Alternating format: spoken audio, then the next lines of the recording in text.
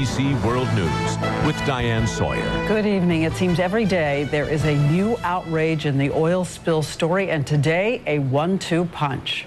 All day we have been looking at these, the first live pictures of the oil spewing out of the broken well, and some of the scientists who saw it told us they're stunned, saying there is vastly more oil than BP has said. The slick itself now about the size of New Hampshire, and here's some AP portraits of its landfall. A human hand, the oily wing of a dragonfly, and a crab drenched in heavy black oil. And add to this, tonight, the government now saying the very chemicals BP has been using to clean up the oil may be causing more damage. Matt Gutman is in the Gulf again tonight. Matt. Good evening, Diane. And BP and government officials now have been telling us for a month that they are pumping up, that 5,000 gallons of oil have been leaking, and they say that the chemical they've been using to clean up that mess is actually safe. Tonight we learned that is simply not true. The first live video of the gushing pipeline clearly shows a tremendous amount of oil still leaking into the Gulf. Today, BP said it's siphoning 5,000 barrels a day. That was the total amount BP and the government long estimated had been leaking.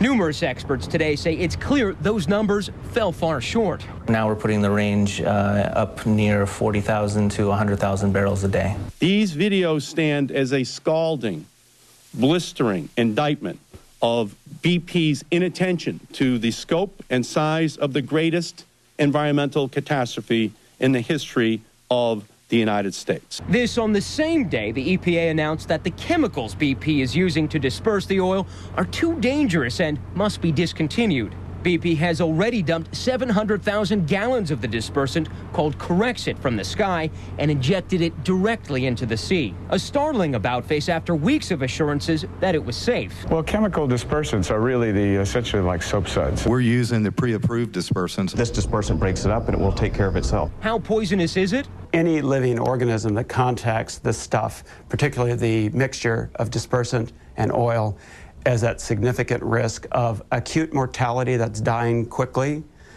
or sublethal chronic injury that might take weeks, if not months, if not years to manifest. BP said it used the chemical because it was the only one in large enough supply. Dispersants do break down the oil into tiny droplets. What's left sinks into the water column and is consumed by bacteria. Some dispersants are safe. Corexit is not. That was discovered 20 years ago in Alaska when animals were found dead, traces of Corexit in their system years later.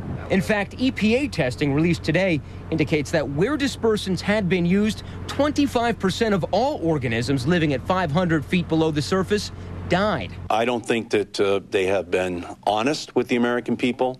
I don't think that they are operating in a way that is in the best interest of our country. With untold millions of gallons of oil now swirling into the Gulf, the fallout could be monumental.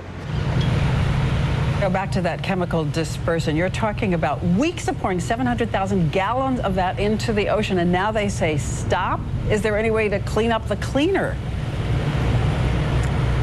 Diana, apparently there is not. The sad fact is it's very difficult to clean up. We spoke to scientists last night who told us that the molecular makeup of that dispersant is only one molecule away from antifreeze. They say Mother Nature is much better at picking up the mess than we are of cleaning it up, but that could take years. As we said, Matt, the outrage keeps mounting. Thank you tonight. And one more portrait from the day, the frantic race to stop the oil from getting to shore. A man-made dike, white sandbags, but as you'll see here in this picture, the oil is pooling in the corner of the marsh.